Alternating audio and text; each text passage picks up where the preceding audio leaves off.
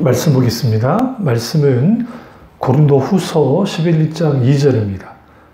고린도후서 11장 2절입니다. 내가 하나님의 열심으로 너희를 위하여 열심을 내노니 내가 너희를 정결한 처녀로 한 남편인 그리스도께 드리려고 중매함이로다. 그러나 나는 아멘. 말씀 제목은 하나님의 열심이라는 제목으로 말씀을 나누도록 하겠습니다. 하나님의 열심이라는 제목으로 말씀을 나누도록 하겠습니다. 오늘 사도 바울이 내가 하나님의 열심으로 너희를 위하여 열심을 낸다라고 말을 하고 있습니다.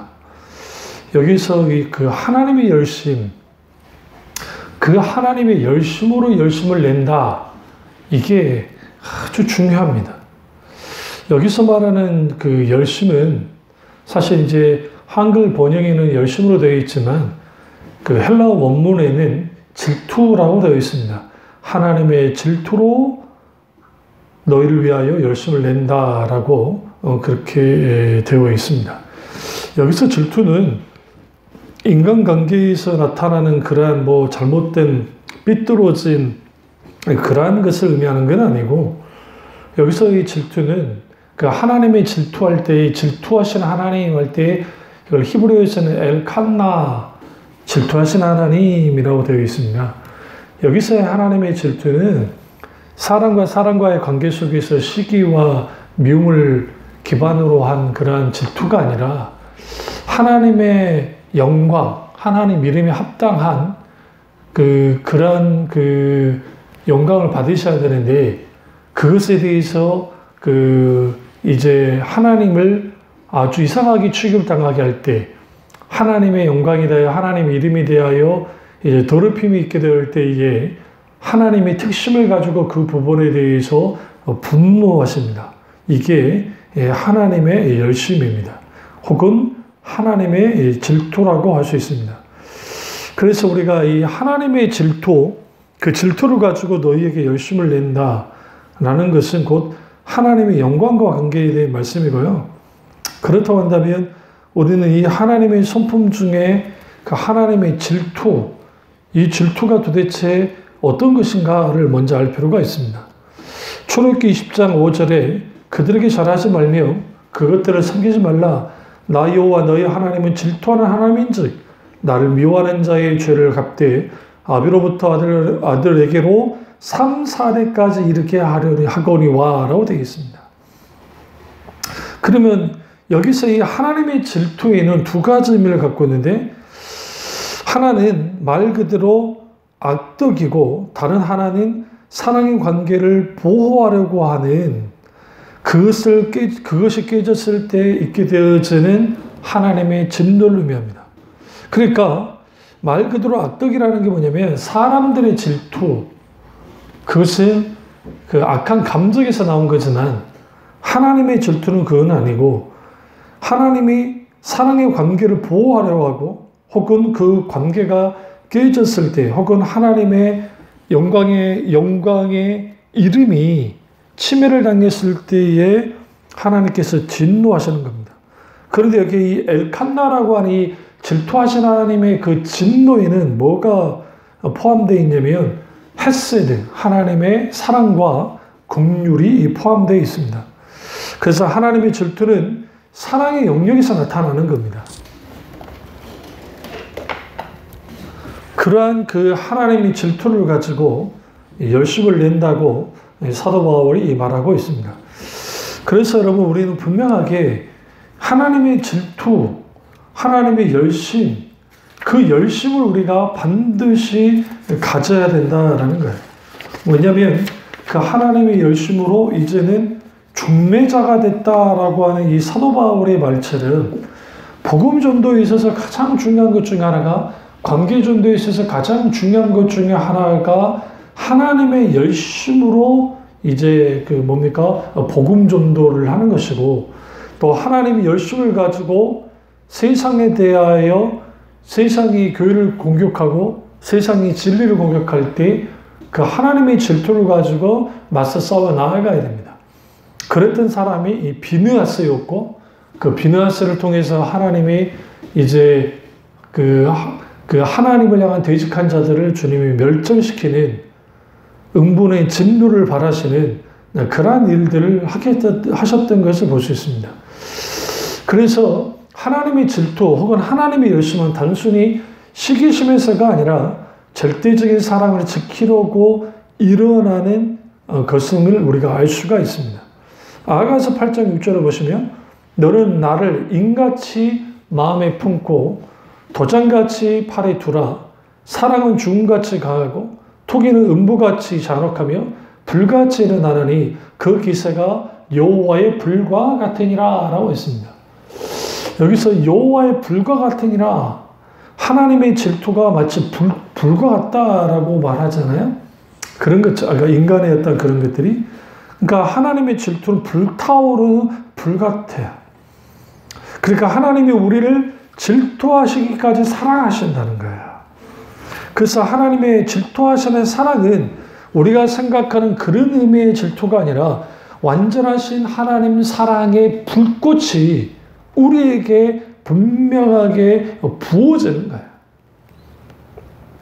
마치 아가서 기자가 이제 사랑은 죽음같이 강하다라고 한 것처럼 죽음같이 강한 그러한 사랑으로 주님 우리에게 다가오시고 우리 가운데 이런 하나님의 열정이 혹은 열심이 우리 가운데 있게 될 때에 하나님을 향하여 불같은 사랑으로 나아가게 되는 겁니다.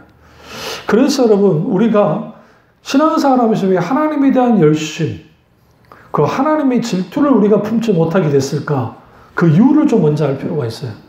그것은 크게 두 가지 때문에 그렇습니다. 하나는 자기 사랑과 다른 하나는 세상 사랑 때문에 그런 것이고, 또 마땅히 하나님을 사랑해야 하는 사람이 하나님보다는 세상과 짝하고 세상을 사랑하는 일들이 벌어질 때 거기에 그리스도인들 속에 뭐가 사라지냐면 하나님에 대한 사랑이 혹은 하나님에 대한 열심이 사라져버리는 겁니다. 그러니까 세상과 충고가 되는 것은 하나님과 원수가 되는 것인데, 문제는 그 원수가 되는 그런 그 삶을 삶에도 불구하고 여전히 하나님을 사랑한다고 생각하는 거예요. 왜? 세상도 사랑하고 하나님도 사랑할 수 있다라고 생각하기 때문에 그렇습니다. 근데 절대로 그럴 수 없습니다.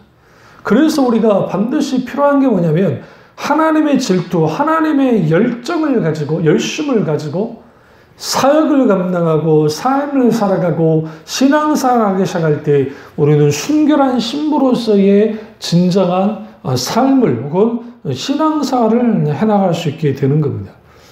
그럴 때 우리는 반드시 세상 속에 우리는 살아갈 수밖에 없고, 그러다 보면 때로는 세상에 한눈을 팔고 신랑 되시는 주님을 바라보지 못하는 그러한 일들이 벌어지는 거예요.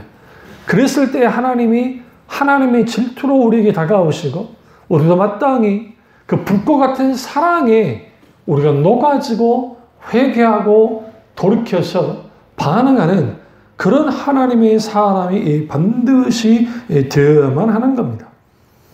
그러면 우리는 이 하나님의 질투하신 하나님, 이것이 곧 하나님의 속성 중에 하나이고, 이 하나님의 질투가 없었다 한다면 우리는 온전히 보존되지 못했을 겁니다.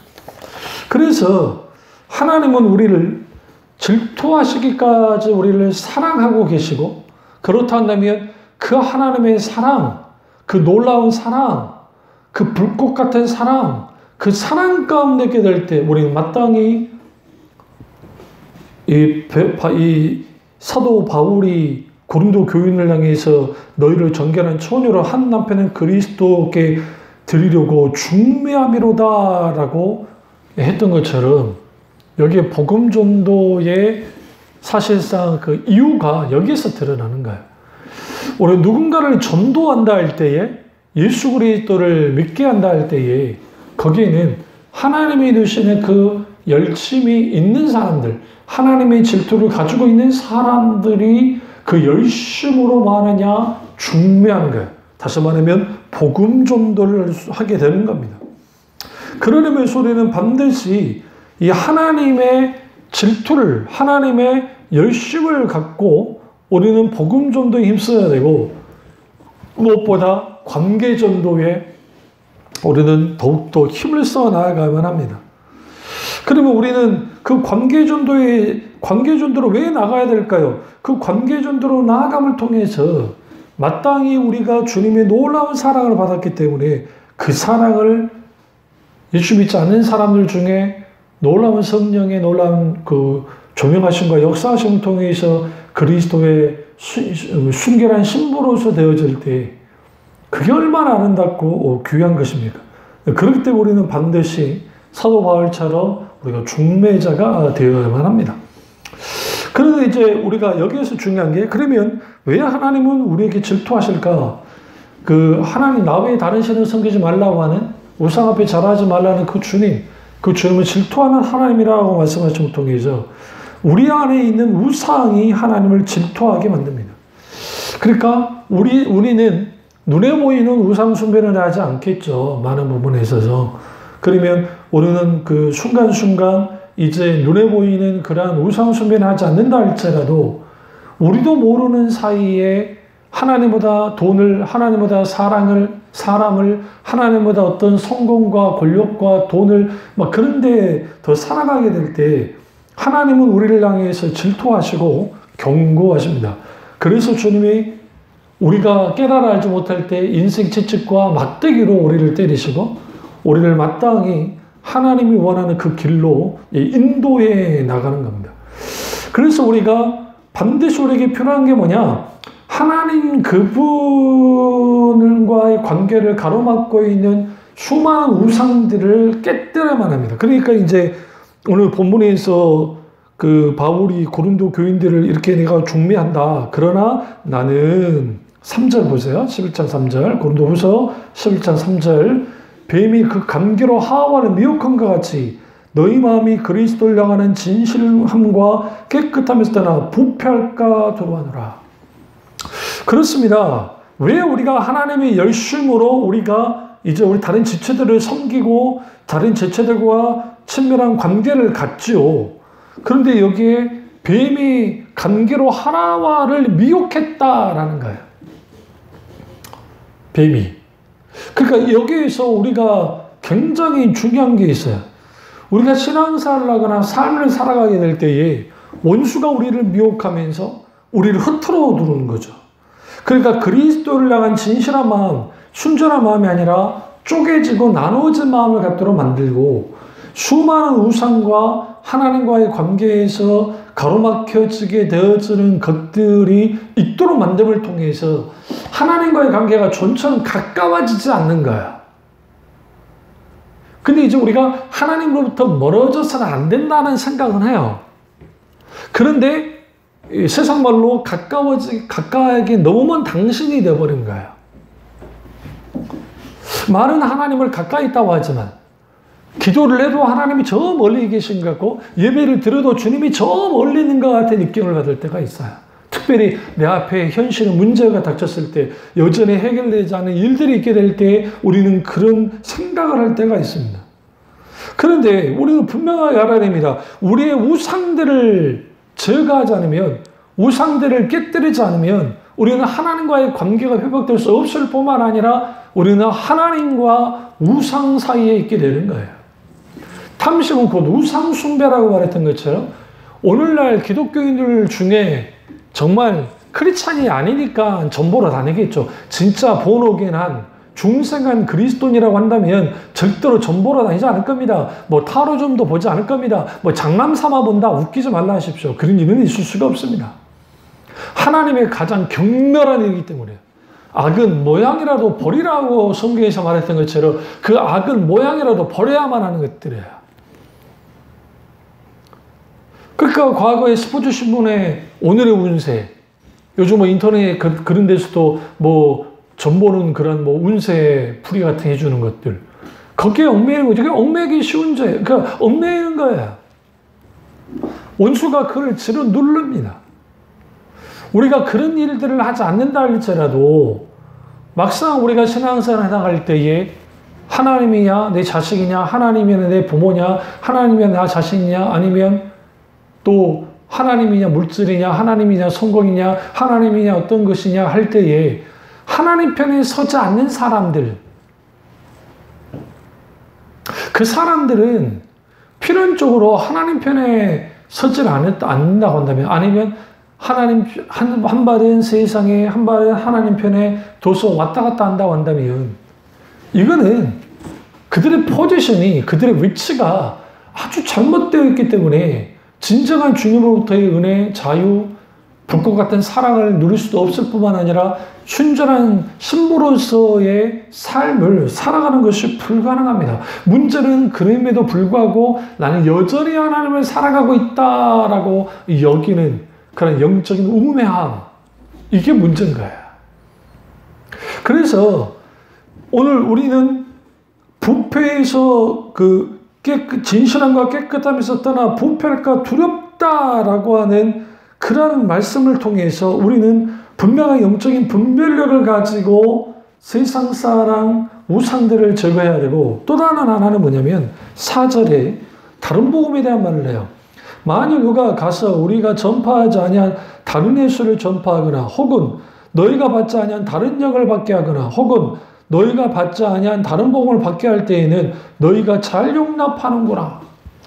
영적인 분별력이 사라지면 이게 참인지 거짓인지에 대한 분별력이 없기 때문에 소위 거짓 복음, 이게 이단 사설, 이만희 신천지라든지 말도 안 되는 무슨 비유풀이부터 시작해서 이게 제대로 신앙생활하고 제대로 성경을 읽었으면 그런 비유풀이에 넘어가는 게 자체가 웃긴 거예요. 그럼 왜 기존 교인들이 그렇게 혹해서 넘어가느냐? 두 가지예요. 하나는 말씀에 무지하기 때문이고, 다른 하나는 극단적인 종말론에 쑥 빠지는 거예요. 그리고 교회에서 성경은 가르치긴 하지만 그게 수박 겉핥기식으로 성경을 가르쳐 놓으니까 깊이 말씀을 이제 공부를 하지 못한 상태에서 영적인 분별력이 없는 것이죠. 또 이런 이단들에 쉽게 빠진 사람들은 보면 전혀 성경에 관심 없는 사람이 빠지진 않아요. 그냥 관심 없으니까 그러든가 말든가. 조금 관심은 있긴 하는데, 이게 그 신앙생활을 어떻게 하냐면 파편적으로, 그러니까 파편적으로 신앙생활을 하는 거예요.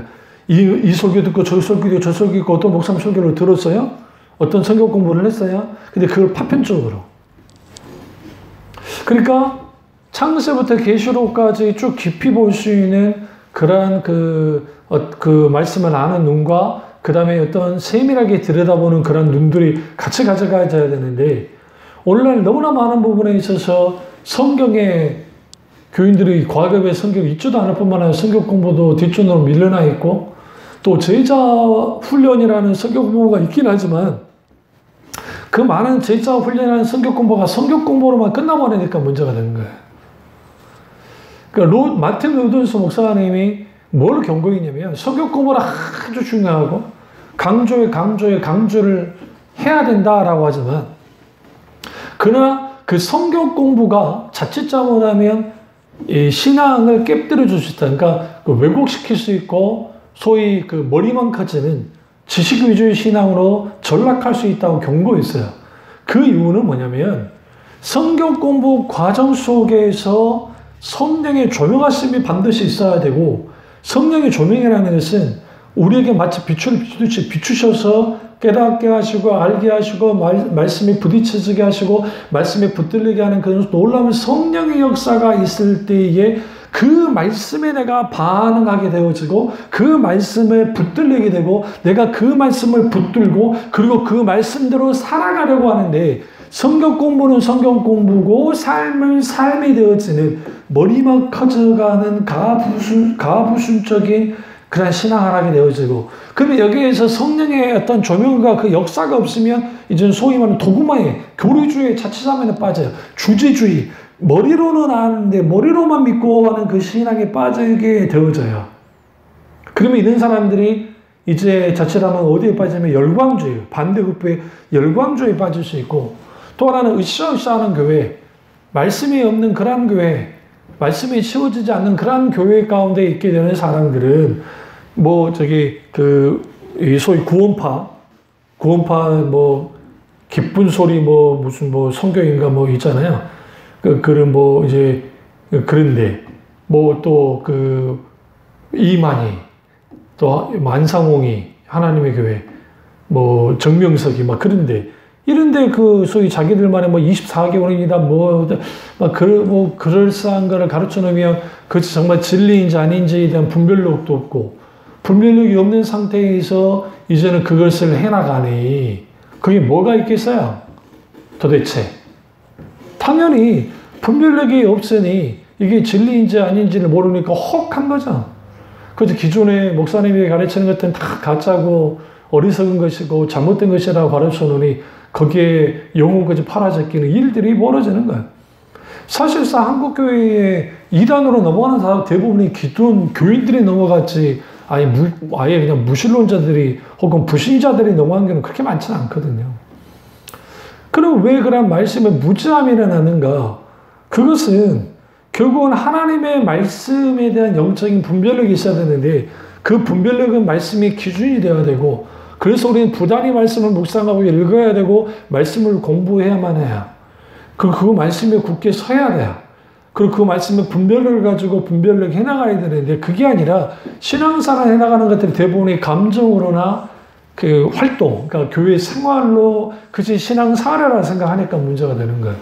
하나님의 말씀에 우리는 그 중심에서 예배이든 기도이든 찬양이든 모든 것들이 되어져야 되는데 이게 안 되어지는 것이죠.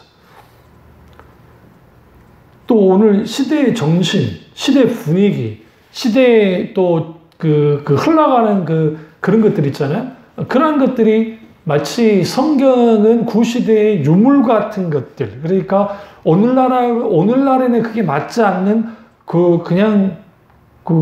고리타분한 그런 옛날 글 정도로 이제는 받아들여지고 있다는 거예요.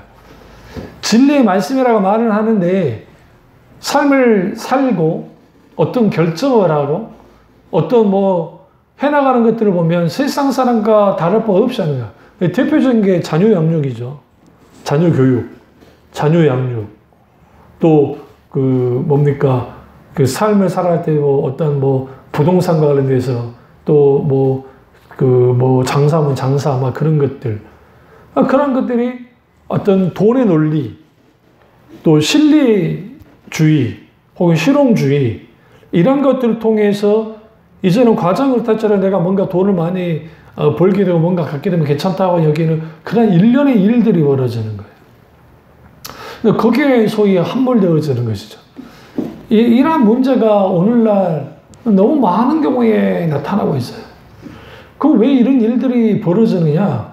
가장 근본적인 원인은 하나님의 열심을 잃어버렸기 때문이에요.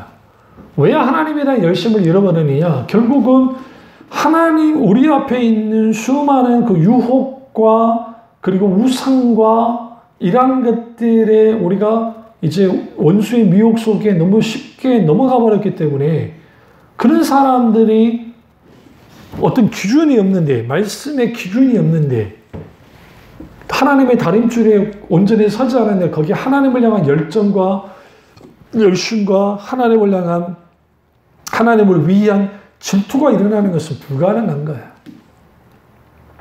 그러니까 아모스 시대의 이스라엘 백성들을 향해서 분노하고 하나님의 공의를 외쳤던 이유가 그거예요. 그 시대가 하나님의 질투가 없어요. 오직 그들의 탐심만을 쫓았거든요. 호세아 시대도 마찬가지예요. 그들은 하나님을 사랑하지 않았어요. 하나님을 떠났어요. 그러니까 아모스는 동시대 8세기 선지자인데 아모스는 하나님의 공의를 드러냈지만 호세아는 하나님의 사랑, 그 놀라운 사랑을 드러내는 겁니다. 그 사랑에 의해서 돌아오라는 거죠. 그러니까 사랑의 선지자였던 호세아가 이 고멜과 창녀였던 고멜과 하나님이 결혼하라 했고 정말 말도 안 되는 그런 결혼을 그가 받아들이고 또 그 고멜을 사랑했다라고 성경은 말합니다.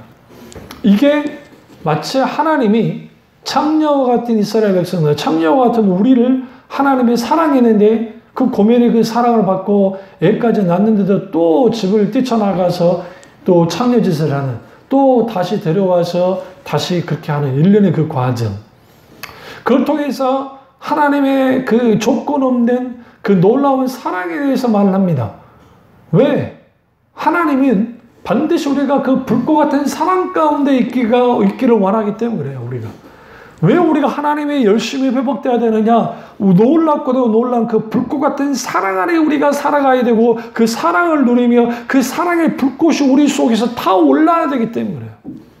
그리고 그 사랑의 불꽃을 가지고 진리로서 세상과 맞서 우리는 충돌할 때는 충돌하고 또 하나님에 대한 뜨거운 열정을 가지고 하나님께 대하여 우리가 그 영광을 드리는 것들, 그러한 것들이 우리 속에서 분명하게 있어야만 함에도 불구하고 오늘날 너무나 많은 부분에 있어서 이러한 부분이 무너졌고 이게 다 사라져버렸다는 거예요.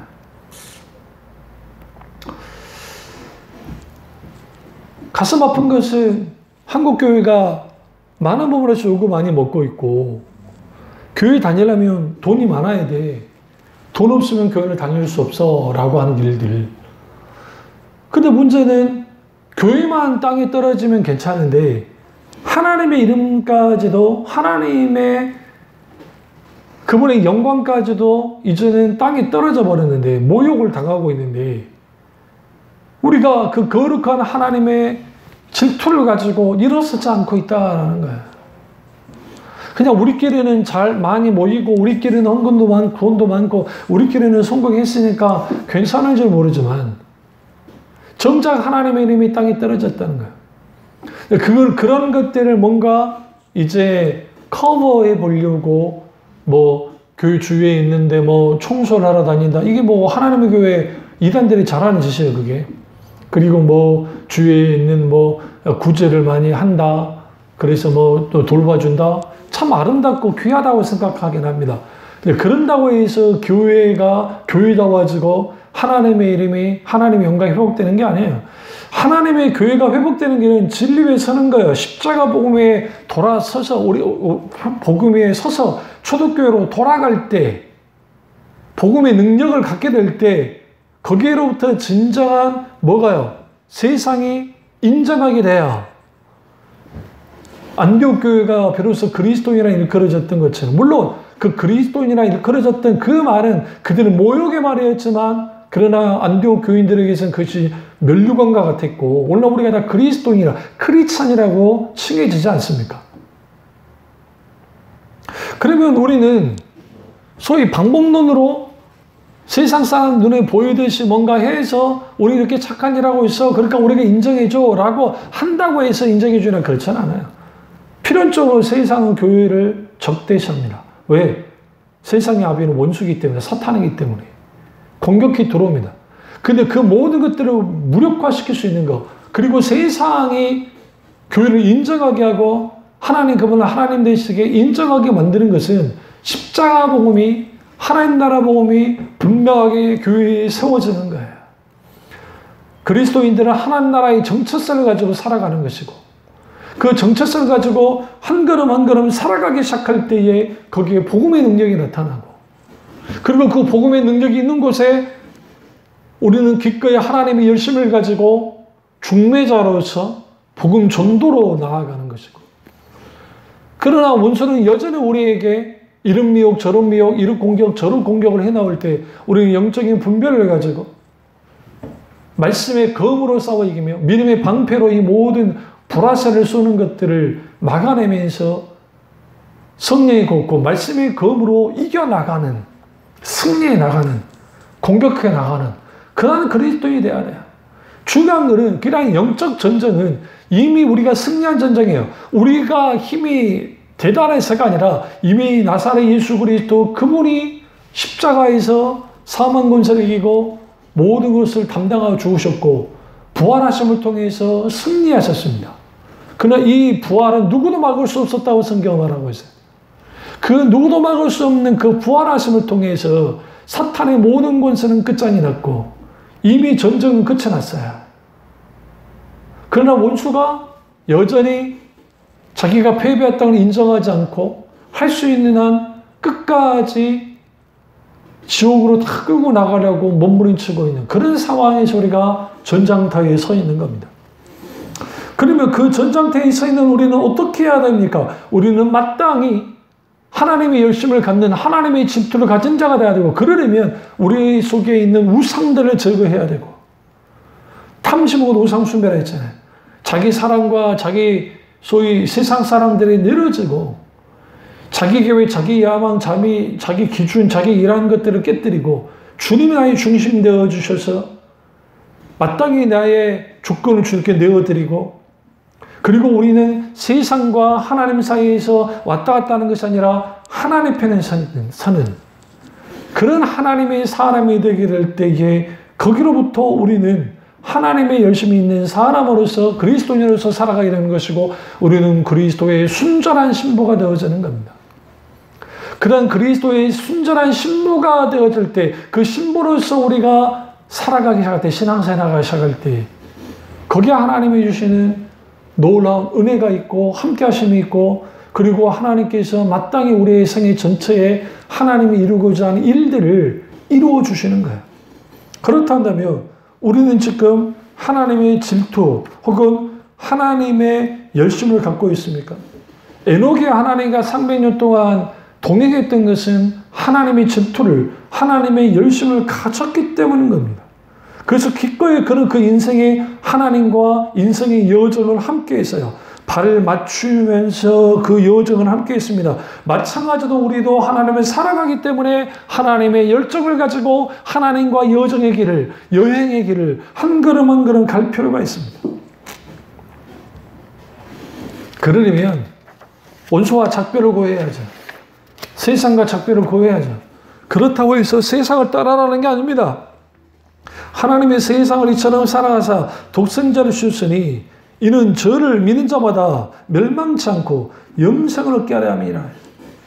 하나님의 세상 이처럼 살아야 돼. 이처럼은 그 아들 예수 그리스도를 이 땅에 보낼 만큼 사랑하셨고, 그 아들 사랑한 아들을 죽일 만큼 사랑했다는 것, 이렇게까지 사랑했다라는 겁니다. 이런 식으로 사랑했다라는 겁니다. 그렇다면 그 세상은 우리가 있는 이 세상 모든 사람들을 포함한 건데, 이 세상은 누가 창조했어요? 하나님이 창조했습니다. 그러나 이 악한 세상이 됐어요. 왜? 원수가 불법 점거하고 왕노릇하고 있으니까. 그렇다면 우리는 이 세상을 살아가면서 하나님 그분이 우리의 왕이시고, 하나님 그분이 우리에게 살아서 역사하는 하나님이기 때문에, 제사장 아론의 손자 엘리야살의 아들 비느하스가 하나님 그분의 질투하심으로 나아가서 부정하고 하나님을 대적했던 자들을 멸절시켰던 것처럼, 오늘 우리 속에 그러한 하나님의 질투가 있어야 돼요. 그래야 전염병 같은 죄가 우리 속에 알지 못한 것들, 들어온 것들을 제거해 나가고 제거해 나가고 제거해 나가는 거죠. 거기에 하나님의 그 하나님으로 인한 그 거룩한 분노가 우리를 순결한 신부가 되게 하고, 그 하나님이 주신 그 거룩한 분노가 세상을 정결케 하고, 그 하나님이 주신 그 거룩한 분노가 이제는 세상을 거슬러 올라가서 교회가 진정한 방주의 역할로서 그리스도인이 진정한 그리스도인 역할로 나아가도록 만들어줍니다. 이 은혜가 저와 여러분의 있기를 주님의 이름으로 축원합니다. 기도하겠습니다. 사랑의 주, 역사의 주, 은혜의 주님, 우리가 정말 진정한 하나님의 질투, 하나님의 열심을 갖고 신앙생활과 삶을 살아가게 하시고, 그러기 위해서는 우리 속에는 수많은 우상들을, 탐심이, 자기중심적인 것들이, 자기 사랑과 세상 사는 것들이 늘어지게 하시고, 이제는 우리가 정말 진정으로 하나님 편에 있어서 하나님의 불꽃 같은 사랑을 가지며 우리가 온전히 살아가게 하시고, 무엇보다 우리는 기꺼이 하나님의 질투를 가지고 영적인 분별력을 가지고 참과 거짓을 분별해서 진정한 진리 편에 서서 우리가 살아갈 수 있도록 은혜 베풀어 주시옵소서. 주님 안에 혼란과 받기 원하고 예수님의 이름으로 기도드립니다. 아멘.